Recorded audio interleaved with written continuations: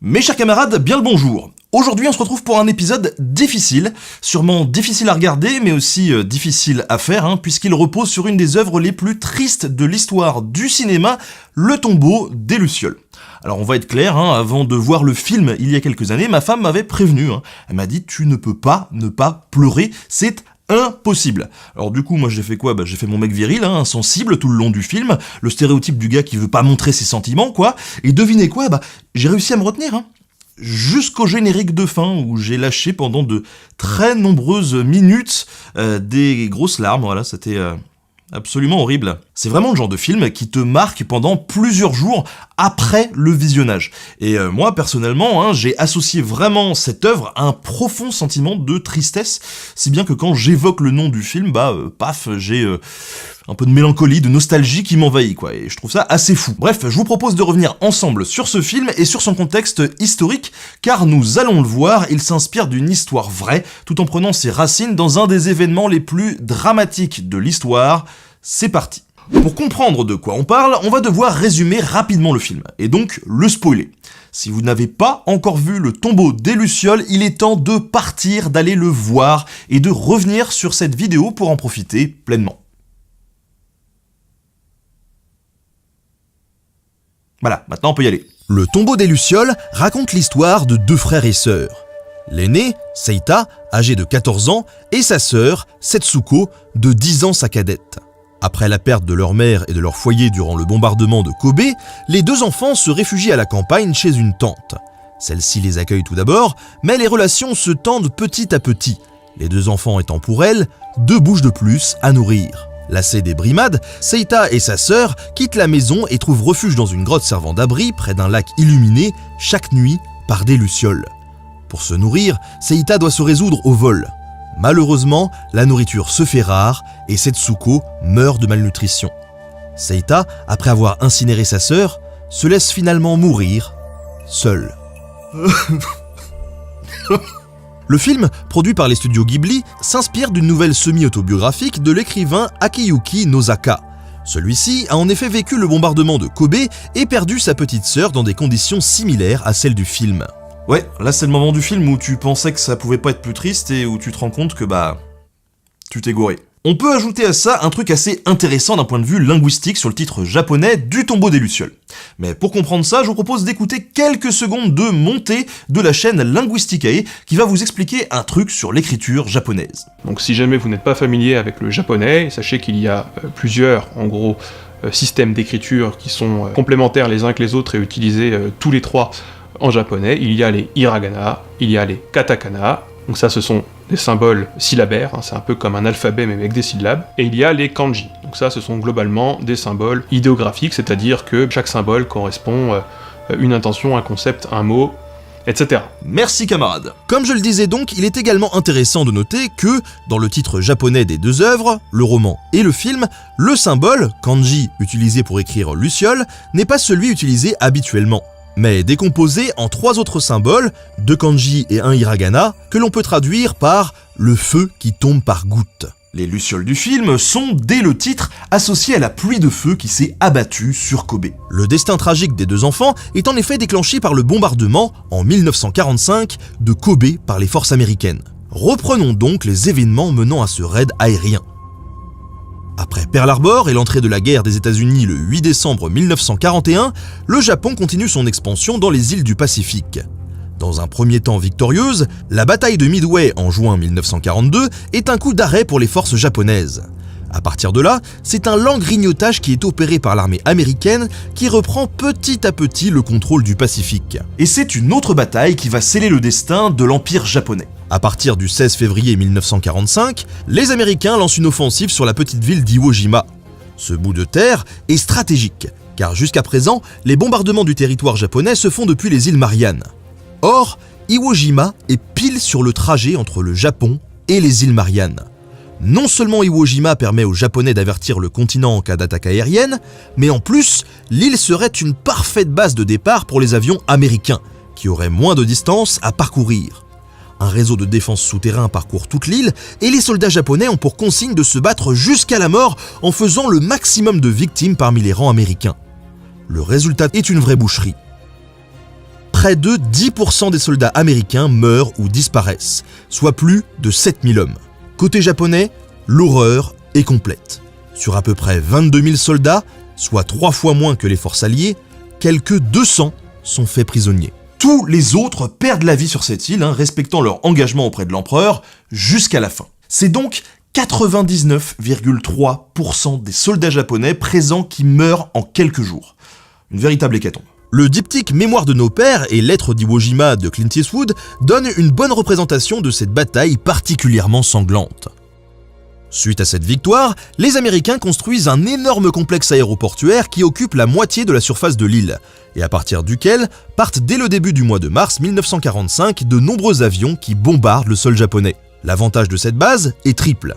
Des avions de combat peuvent désormais être approvisionnés depuis Iwo Jima pour accompagner les bombardiers B-29. Des bombardiers plus légers peuvent être envoyés sur tout le territoire japonais et sur les côtes pour couler les navires ennemis. Et enfin, des pistes d'atterrissage d'urgence sont mises en place pour les B-29 qui reviennent de Tokyo et qui n'auraient pas pu revenir aux Mariannes. Les missions de ces bombardiers, écraser l'industrie du Japon et leurs nombreux avions au sol pour éviter de perdre la bataille des airs. Et pour ça, il faut mettre beaucoup de moyens, car les structures japonaises sont bien plus dures à détruire que les allemandes. C'est en tout cas ce qui est présenté dans un article du 4 mars 1945 du New York Times. La prise d'Iwo Jima ouvre donc la voie à une stratégie déjà employée en Europe contre l'Allemagne nazie. Le bombardement intensif des grandes villes et des cibles stratégiques à l'arrière du front. En 1942, après Pearl Harbor, l'armée américaine tente de bombarder le Japon. Le 18 avril, les bombardiers américains décollent de San Francisco et prirent pour cible Tokyo, Yokohama, Nagoya, Yokosuka et Kobe avant d'atterrir en Chine. Cette attaque, nommée Raid Doolittle, n'a cependant causé que très peu de dommages et n'a eu qu'une portée symbolique. Mais avec Iwo Jima comme base avancée, l'aviation américaine peut désormais attaquer bien plus efficacement le sol japonais. Et c'est la stratégie que choisit l'état-major. Une première grande vague de bombardements a lieu en mars 1945. Celui de Tokyo est particulièrement dévastateur. Dans un article du New York Times du 11 mars 1945, l'auteur nous informe que le système anti-bombardement de Tokyo n'a pas fonctionné. L'attaque était trop massive, les incendies se sont propagés trop rapidement, aggravés par le vent, et toute la ville était en feu en 1h30 à peine. Pour ne rien arranger, le bois était encore le matériau de construction principal des habitations japonaises. Une zone de 24 km² est rongée par les flammes. Près de 1 million de sans-abri vont bientôt poser de sérieux problèmes logistiques au gouvernement japonais. Quand l'article est écrit, il n'y a encore pas de bilan officiel des morts. Le commandant Lemay, responsable des opérations, fait une déclaration pour apaiser les esprits. Selon lui, si cette action a permis de raccourcir la guerre ne serait-ce que d'1 jour, elle est un succès. Toujours selon lui, l'attaque, effectuée par des bombes incendiaires, avait pour but de viser une zone industrielle de 16 km² située au nord-ouest de Tokyo. Dans les cibles détruites, on trouve ainsi la station de train de Ueno, le terminal pétrolier du Soleil Levant, la compagnie d'huile d'Ogura, les ateliers de filature de Nishin, la compagnie de téléphone de Marunouchi ou encore le marché de Kanda. En gros, toutes les entreprises, grosses mais aussi petites, qui pouvaient participer à l'effort de guerre nippon. Il rassure en expliquant que si on ne connaît pas encore les dommages réels que cela a causé aux Japonais, les pertes sont minimes du côté des Américains et la grosse majorité des troupes ont atterri saines et sauves sur l'île d'Iwo Jima. Le 15 mars, le New York Times revient avec un peu de recul sur le bombardement de Tokyo, qualifiant le bombardement coordonné et massif de Tokyo comme un tournant dans l'histoire de l'aviation. Le général Arnold se dit extrêmement satisfait de l'opération et croit dur comme fer que cette attaque marque un nouveau tournant dans la guerre aérienne. On y vante d'ailleurs la précision des bombardiers et on y met en avant la réaction des forces japonaises qui avouent leur échec dans la préparation de leur défense et le retentissement de ces bombardements sur les troupes nippones au front. Et bien entendu, toujours pas un mot des victimes civiles. Sur le papier, c'est donc une grande réussite pour les Américains. Plus de 300 avions ont bombardé Tokyo, Osaka, Nagoya et Kobe. La supériorité technique des B-29, les fameux bombardiers, y est détaillée en long, en large et en travers. Fort de ce succès, l'aviation américaine continue son pilonnage du territoire japonais. À la suite des bombardements de mars, le général Lemay, dans un rapport clinique adressé à sa hiérarchie, tire les leçons des premières opérations et préconise de voler le plus bas possible afin d'éviter au maximum la défense antiaérienne, d'augmenter la précision des bombardiers et enfin de permettre d'augmenter le poids des bombes embarquées. Le 5 juin, Kobe est à nouveau bombardé par 530 B-29, volant à basse altitude afin de maximiser l'impact des bombes incendiaires. Quasiment 10 km² des zones urbaines sont détruites, plus de la moitié de la ville est endommagée, plus encore que lors des attaques de mars. Déjà lourdement touché, Kobe est, après ce raid, un véritable champ de ruines. Même si la date du bombardement n'est pas précisée dans le film, c'est probablement celui-ci qui coûte la vie à la mère des deux héros et les pousse à l'exil. 2 indices. Le film se déroule en été. Juin est donc plus logique. En outre, le mois de juin est traditionnellement associé au Japon aux lucioles, ce qui colle avec le titre et la présence de lucioles autour du lac. Ce lac, près duquel les héros s'abritent et où la petite Setsuko meurt, faute de nourriture. Pourtant, le Japon est relativement épargné par la famine, comparé à d'autres zones du conflit, par exemple en Europe ou dans le Pacifique. Mais au fur et à mesure de l'avancée de la guerre et des forces américaines, les difficultés d'approvisionnement ont été plus importantes. Le Japon dépendait en effet en grande partie de l'importation, particulièrement en légumes, pour nourrir sa population. Avec les bombardements, la production agricole locale baisse également de manière significative. Les récoltes de riz baissent de plus d'un tiers entre 1939 et 1945. La présence des sous-marins américains, en plus d'empêcher l'importation, ralentit la pêche dont le pays dépend. Et c'est surtout dans les villes que le manque de denrées se fait sentir. Dans le tombeau des lucioles, le régime des héros est constitué quasi exclusivement de riz, encore relativement trouvable, mais insuffisant pour éviter la malnutrition. Le marché noir explose également après la mise en place d'un système de tickets de rationnement, ce qui explique que 2 enfants, sans parents et sans argent, soient dans l'impossibilité de trouver de quoi survivre. Et également, pourquoi leur tante est si réticente devant ces 2 bouches à nourrir. Mais la rareté des denrées alimentaires n'est pas la seule en cause dans le destin tragique des héros. Depuis le début du XXe siècle, le Japon est le théâtre d'une double montée du nationalisme et du militarisme. Les tensions entre ouverture forcée au monde occidental et nécessité de moderniser le pays sont un terreau fertile pour l'émergence d'une idéologie nationaliste. L'instauration du shintoïsme d'État installe la figure de l'empereur au centre de la vie politique, en tant que descendant de la déesse Amaterasu. Des comités d'État sont créés pour encadrer la pratique religieuse, qui, dans les faits, est plutôt une éducation morale. Ce nationalisme intérieur se transforme en volonté expansionniste. L'idée naît que le peuple japonais, par sa supériorité, a le devoir de diriger le destin de l'Asie. Les écoliers japonais sont éduqués fermement, aidant même à l'effort de guerre dans les dernières années de la Seconde Guerre mondiale. Ajoutez quelques mesures eugénistes, et l'on peut entrevoir un parallèle avec l'Allemagne nazie. Le Japon annexe la Corée en 1910, puis la Mandchourie en 1931.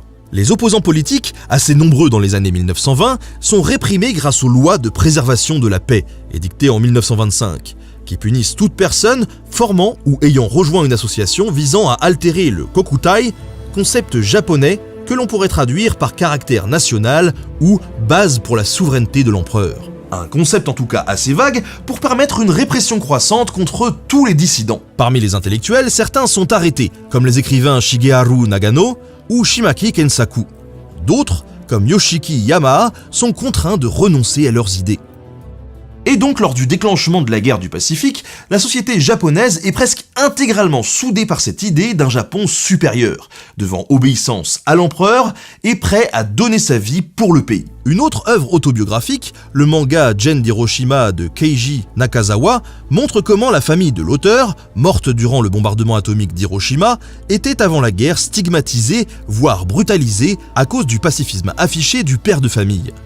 Dans le tombeau des lucioles, Seita cherche à protéger sa sœur avant tout, ce qui rentre en conflit avec l'esprit de sacrifice imprégnant la société japonaise. Lorsque celui-ci joue du piano pour amuser Setsuko par exemple, celle-ci lui reproche de donner une image de gaieté. De même, puisqu'il préfère s'occuper de sa famille plutôt que, par exemple, aider les pompiers, Seita passe pour un mauvais citoyen aux yeux de sa tante. C'est donc en partie ce nationalisme qui pousse les 2 enfants à mourir de faim, seuls. Ironiquement, c'est à la gare de Kobe que Seita se laisse mourir. Devant les bombardements, le Japon avait organisé l'évacuation vers la campagne de bon nombre d'enfants. On estime que 87% des enfants japonais avaient été évacués en 1945. Ce ne fut pas le cas, malheureusement, de Seita et de sa petite sœur Setsuko. Car, comme le rappelle avec force le tombeau des lucioles, la guerre fait souffrir les soldats, mais également bien des civils. Au moment où je tourne cette vidéo, ça fait déjà plus de 4 ans que Akiyuki Nozaka, l'auteur du Tombeau des Lucioles, est décédé. Tandis que le réalisateur Isao Takahata, qui a sublimé le roman en le mettant en image chez Ghibli, lui, il nous a quittés il y a 1 an tout juste. Cet épisode, c'est un peu ma façon à moi de leur rendre hommage, et j'espère que ça vous aura donné envie de lire ou de revoir ces chefs-d'œuvre. Merci beaucoup à Constance Serini, une historienne spécialisée sur cette période du Japon, pour m'avoir aidé dans le travail de recherche. J'aimerais aussi remercier Victor Hainaut pour ses conseils bibliographiques, et aussi Romain Frugier, avec qui j'ai coécrit cette vidéo. N'hésitez pas à la partager, à vous abonner à la chaîne, on se retrouve très bientôt pour un nouvel épisode de Nota Bene. Salut!